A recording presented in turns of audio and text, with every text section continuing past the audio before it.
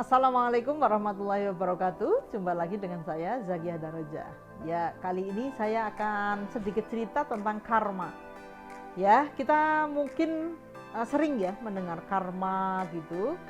Bagi umat muslim mungkin ada yang tidak percaya gitu ya.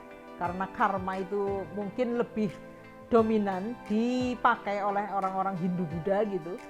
Tetapi yang namanya karma ini sebenarnya sebuah bahasa saja ya, sebuah bahasa saja yang aslinya, yang intinya itu sebenarnya adalah hukum sebab akibat gitu ya. Jadi ada karma positif, ada karma negatif, tergantung sebab apa yang kita perbuat gitu, itu akan membuat akibat yang baik maupun yang positif.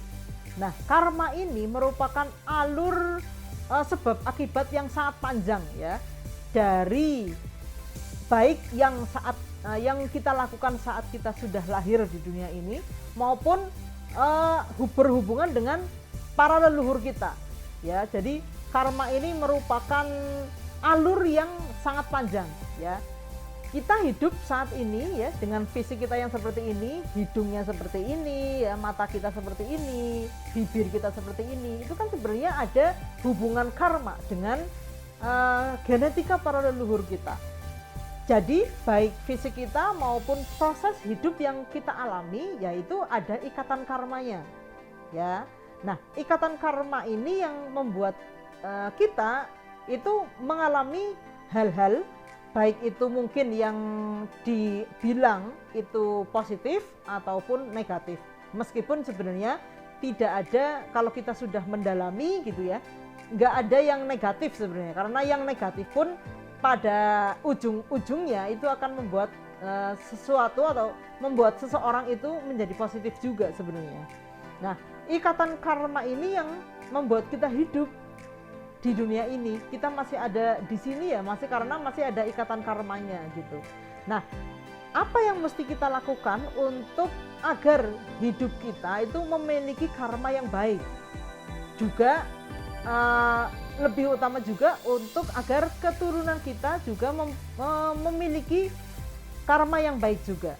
Nah, berarti kalau yang di masa lalu kan sudah berlalu ya, kita sudah melakukan hal-hal atau sebab-sebab yang mungkin bisa kita raih atau mungkin bisa kita rasakan saat ini atau mungkin saat kedepannya nanti. Berarti yang mesti kita lakukan atau yang mesti kita perhatikan adalah apa yang kita lakukan saat ini, karma apa yang kita perbuat saat ini, sebab-sebab apa yang mungkin kita lakukan saat ini sehingga kita menuai karma yang baik.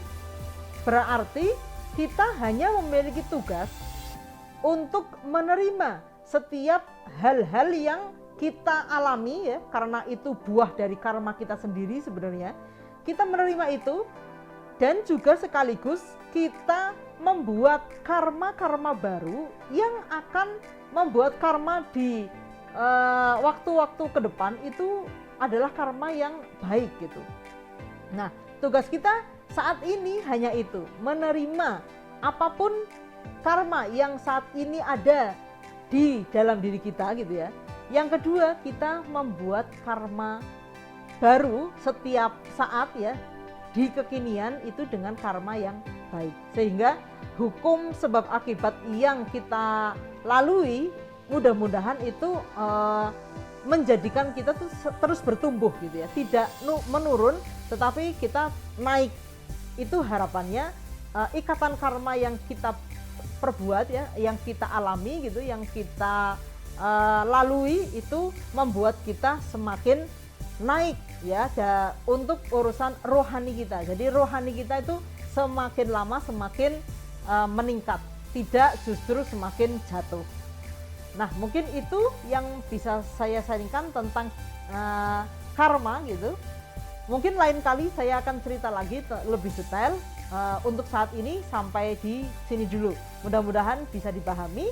Terima kasih atas perhatiannya. Wassalamualaikum warahmatullahi wabarakatuh.